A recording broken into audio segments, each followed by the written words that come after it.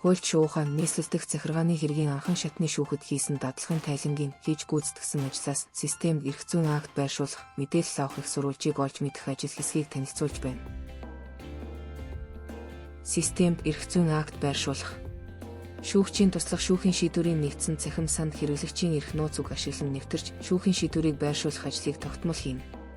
Цахим санд байршуулсан шүүхийн шийдвэрийг хэргийн хөдөлгөөний хэлтсийн дарга шалгаж, тэр дундаа хувь хүн байгууллагын нууцтай холбоотой хориотой үгийг зохих байдлаар нууцлаагүй бол тухай бүр мэдэгдэж засвар оруулахыг даалгадаг байна.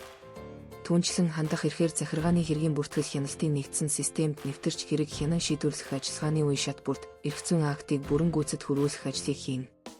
Эдгээрийг хийхдээ системийн нууцлал аюулгүй байдлыг ханган ажиллах ёстой тул дадлагын хугацаанд гартан хийлгүүгээр мэдээллийг оруулж байхад хажуугаас харж ажлын байран дээр ажиглалт хийн суралцсан билээ. 2023 онд 734 хэрэг шүүхийн шийдвэрийн цахим санд оруулжээ. Нэг шүүгчийн туслах жилд 35 хэрэг цахим санд байршуулсан байна. Захиргааны хэргийн шүүхийн үйл ажиллагаанд орчин үеийн технологи, програм хангамжийн дэвшлиг нэвтрүүлж, хөгжлийн үр шимийг хүртснээр явц харьцангуй хэлбэр болж хөдөлмөр цаг хугацааг хэмнэж байна. Ингэснээр хэргийн мэдээлэл үнэн зөв болохын дээр хүртээмжтэй байдал сайжирчээ. Системд эрх зүйн акт байршуулахыг сурснаар шүүгчийн туслахын үйл ажиллагаанд ашигладаг програмын хэрэглээ. Системийн нууцлал, аюулгүй байдал, хяналт, алдаа засах, залруулах үйл явц. Системд эрх зүйн акт байршуулах, өрүүлэх хугацаа зэргийг мэдэж авах ач холбогдолтой байв. Мэдээлэл авах их сурвалжийг олж мэдэх ажил. Монгол улсад мөрдөгдөж буй хүчинтэй 926 эрх зүйн акт байгаагаас захиргааны хэргийн шүүх, хэрэг хянан шийдвэрлэхдээ дийлэнх хувийг ашигладаг онцлогтой. Дадлагын турш захиргааны ерөнхий хууль, захиргааны хэрэг шүүхэд хянан шийдвэрлэх тухай хууль, шүүхийн тухай хууль, иргэдээс төрийн байгууллага, албан тушаалтанд гаргасан өргөдөл гомдлыг шийдвэрлэх тухай хууль болон бусад холбогдох хууль тогтоомж, дүрм журам, аргачлал, тэдгээрийн хэрэглээтэй танилцж, хууль хэрэглээний талаар ихийг мэдэж авсан.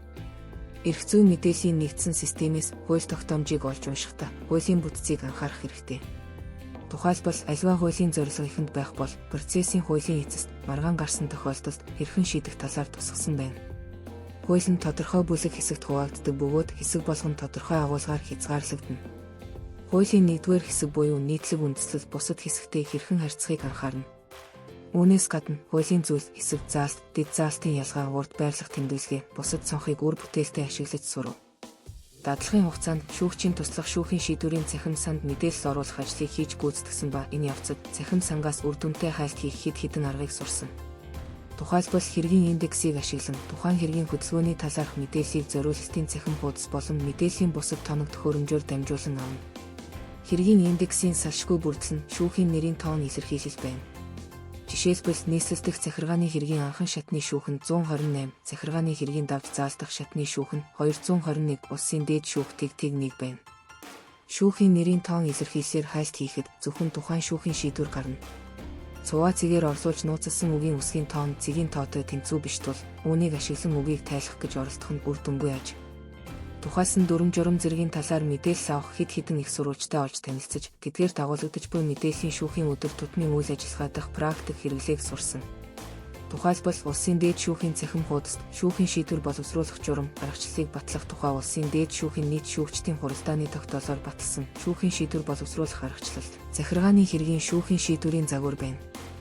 Шүүхийн ерөнхий зөвлөлийн эрх зүйн мэдээллийн нэгдсэн санд захиргааны хэргийн хөдөлгөөний нийтлэг аргачлал байна. Шүүхийн ерөнхий зөвлөлийн цахим хуудаснаас Монгол улсын шүүхийн шүүн таслах ажиллагааны нэгдсэн дүн мэдээтэй уншиж танилцах боломжтой. Үүнээс гадна шүүхийн шийдвэр, хэрэг маргааныг шийдвэрлэх шүүх хуралдааны мэдээлэл авах бусад их сурвалжийг олж мэдсэн. Монгол улсын шүүхийн шийдвэрийн цахим санд бүх шүүхийн хаяг байршил, шүүхийн талаарх мэдээлэл мөн шүүхээс гарсан шийдвэрүүдийг нээлттэй үзэж болно. Цахим санд нийтгсэн шийдвэрийн жагсаалтаас огноо, түлхүүр үг, шүүгч, маргааны төрөл, хэргийн индекс, шийдвэрийн дугаар, хүчинтэй эсгээр наривчлан хайлт хийн, шүүхийн шийдвэртэй танилцах боломжтой. Шүүх хуралдааны явцыг мэдээлэх цахим системэнд зарласан, хойшилсан, дууссан шүүх хуралдааны тоо болон шүүх хуралдааны огноо, шүүхийн нэр, хэргийн оролцогч, шүүх хуралдааны танхим, шүүгч, шүүх бүрэлдэхүүний мэдээллийг агуулна. Тухайлсан шүүх хуралдааны мэдээлэл хэсэгт шүүгч, нэхэмжлэгч, хариуцагчийн итгэмжлэгдсэн төлөөлөгч, 3 дахь этгээд, маргааны төрөл, танхим, хэргийн индекс, хурлын огноо, цаг минутад. Шүүх хуралдааны эрс хэсэгт нэхэмжлэгч, хариуцагчийн итгэмжлэгдсэн төлөөлөгч, 3 дахь этгээд. Шүүх хуралдааны явц хэсэгт шүүх хуралдаан үргэлжилж байна. Хойшилсан зэрэг нь үндэслэл тайлбарын хамт байна. Тухайлбал хэргийн оролцогч түүний итгэмжлэгдсэн төлөөлөгч өмгөөлөгчөөс нотлох баримт гаргуулах хүсэлт гаргасан тул хүсэлтийг шийдвэрлэж шүүх хуралдааныг хойшлуулсан гэх зэрэг мэдээллийг шууд тухайн мөчид авна. Түүнчлэн шүүх хуралдааны тойм товын талаар мэдээлэл авах боломжтой. Шүүх хуралдааны явцыг мэдээлэх цахим системийн нэгэн адил шүүхийн цахим хуудасд шүүх хуралдаан болох өгнө цаг минут шүүх хуралдааны танхим нэхэмжлэгч хариуцагч шүүгчийн талаар тодорхой дурдсан шүүх хуралдааны мэдээлэл байхын дээр урьдчилсан хэлэлцүүлгийн зар байна. Legal Data-д шүүхийн шийдвэрийн сан ашиглан дээд шүүхийн 14,000 гаруй тогтоолоос хайлт хийх боломжтой. Үндсэн хуулийн цэцгийн шийдвэрийн сангаас үндсэн хуулийн цэцгийн шийдвэрээс түлхүүр үр төрөл бүрийн шүүлтүүрээр хайлт хийх, олон төрлийн диаграм, графикийг харьцуулах, дүгнэлт гаргах боломжтой. Шүүхийн шийдвэрийн хураамгүй сан, хууль хэрэглээ, практикийн түвшинд ач холбогдолтой жишээ болоход шүүхийн шийдвэрүүдийн товч хураамгүй байна. Түүнчлэн Legal Data нь хуулийн тайлбарын сантай. Энэхүү сан 1984 оноос өнөө хүртэл хугацаанд гарсан улсын дээд шүүхийн тайлбар зөвлөмжүүдээс бүрдсэн бөгөөд түлхүүр үг болон эрх зүйн салбар дугаар зэрэг шүүлтүүрээр хайлт хийх боломжтой. Үүнээс гадна баримт бичгийн загварын сан, лекц, хуралт, хэлэлцүүлгийн видео бичлэгийн сан, видео хичээлийн сан байна. Цахим их сурвалжаас гадна улсын дээд шүүхээс эрхлэн гаргадаг онол арга зүйн улирал тутмын Монголын төр эрх зүй сэтгүүл. Шүүхийн ерөнхий зөвлөлөөс мэдээлэл арга зүйн улирал тутам нэмэгдхэн толиулдаг шүүх эрх мэдэх сэтгүүл.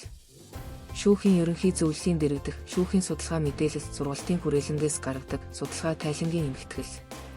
Улсын их хурлын албан мэдээлэл болох төрийн мэдээлэл эмхтгэл зэргээс мэдээлэл авах боломжтой. Эдгээр болон бусад сэтгүүл эмхтгэлийн дугаар шүүхэд хадгалагддаг тул чөлөө зав гарсан үедээ танилцж хэрэгцээтэй мэдээлэл авч эрх зүйн мэдлэгээ өргөжүүлсэн билээ. Мэдээлэл авах их сурвалжийг олж мэдснээр хууль тогтоомжтой танилцах. Хуульд орсон сүүлийн үеийн өөрчлөлт нэмэлтийн талаар мэдээлэлтэй байх. Цахим сангаас үр дүнтэй хайлт хийх аргыг сурах.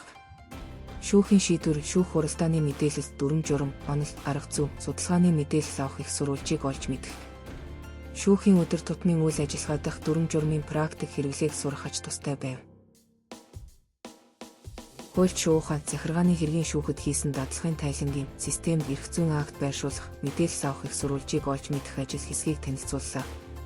Нийслэлдэх захиргааны хэргийн анхан шатны шүүхэд хийсэн дадлагын тайлангийн цуврал нийтлэлийг уншиж сонирхоорой.